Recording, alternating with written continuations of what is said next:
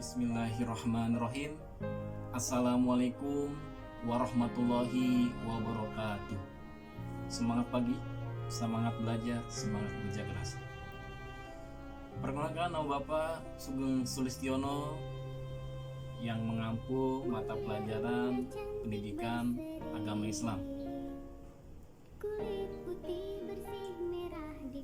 Langsung kepada materi yang pertama, yaitu mujahadah an-nafs atau kontrol diri.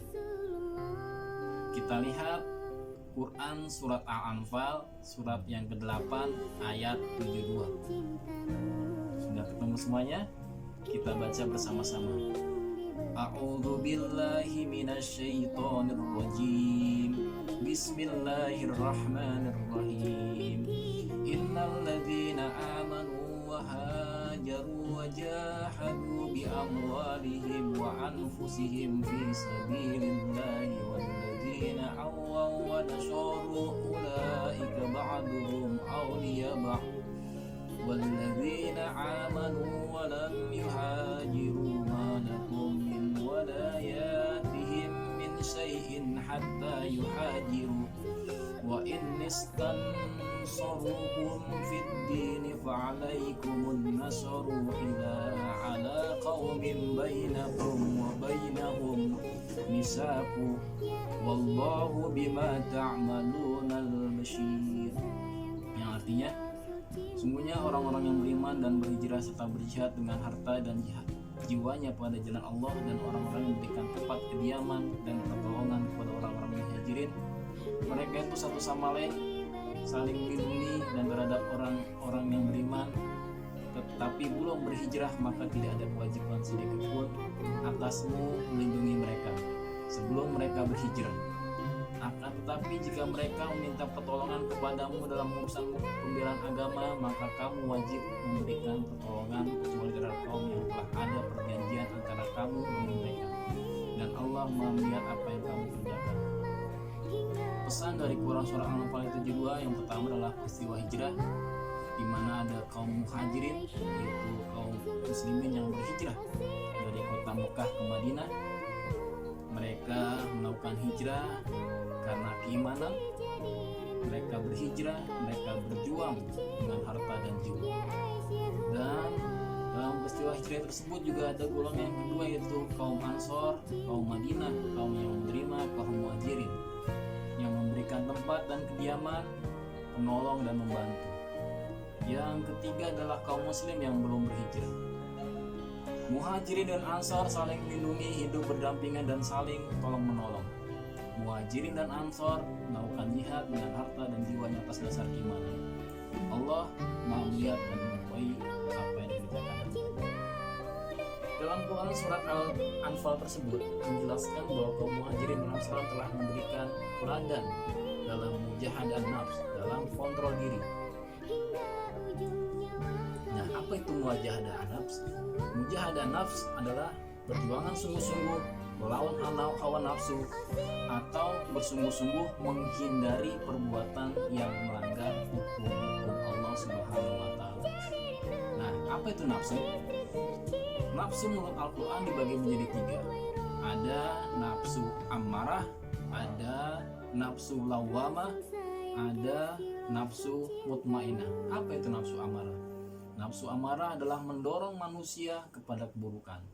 Nafsu lawamah, nafsu yang menyesali setiap perbuatan buruk. Dan yang terakhir nafsu mutmainah, yaitu nafsu yang tenang, yang mengarahkan kepada kebaikan. Nafsu menurut Imam Al-Ghazali dibagi menjadi 4. Yang pertama, nafsu terhadap harta benda.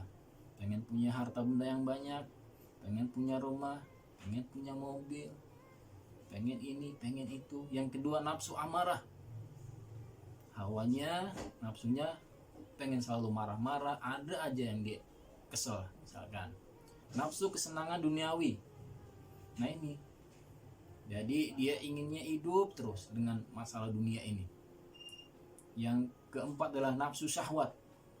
Nah, ada 4 nafsu itu: nafsu harta benda, nafsu amarah, nafsu kesenangan duniawi, dan nafsu syahwat.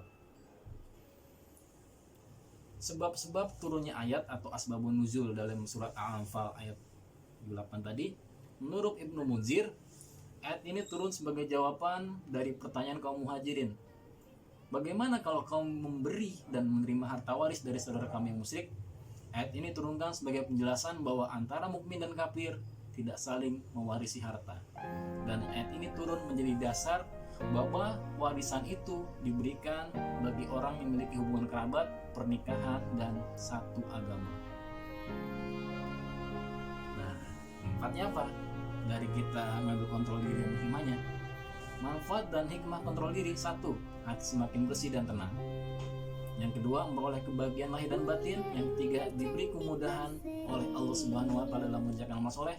Yang keempat, dijauhkan dari sifat-sifat tercela. Yang kelima, dicintai Allah Subhanahu wa Ta'ala dan yang sesama manusia. Mendapatkan hidayah yang sempurna dari Allah Subhanahu wa Ta'ala, mendapatkan ridho dari Allah Subhanahu wa Ta'ala. Nah, terus bagaimana cara menerapkan mujahadah nafs ini? Cara mempraktikkan dalam sehari-hari ini bagaimana? Yang pertama, dengan memusuhi hawa nafsu. Yang kedua, renungilah dampak negatif dari perilaku maksiat dan renungilah dampak positif dari beramal saleh. Yang ketiga, banyak-banyak zikir, banyak-banyak ingat Allah. Nah, itu saja materi yang bisa Bapak sampaikan. Tugas Bapak, nih, kamu salin surat An-Anfal ayat 72. Salin surat sama artinya. Kemudian kamu lagi bekerja begitu foto, dan kalau sudah selesai dipoto juga, kirim ke WA Bapak. Itu saja yang bisa Bapak sampaikan. Jangan lupa tetap semangat dalam belajar, tetap semangat dalam bekerja keras. Assalamualaikum warahmatullahi wabarakatuh.